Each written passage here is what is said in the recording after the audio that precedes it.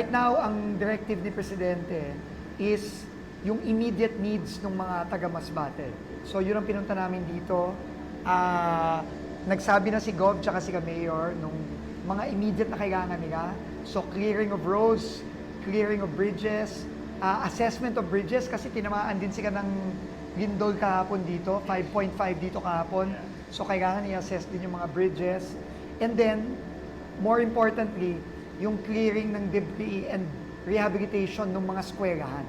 Kasi ang goal ni Gov is papasok na ang mga estudyante sa Lunes. So yun ang minamadali namin.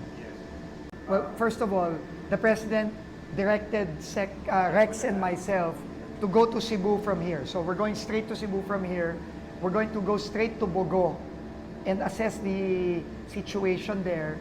Pero what we know is what we've seen on television. Okay. No? So the same thing. Ang sabi ni Presidente, we start with the most immediate needs of relief, clearing the roads, make sure everything is okay, and then we will just move from there.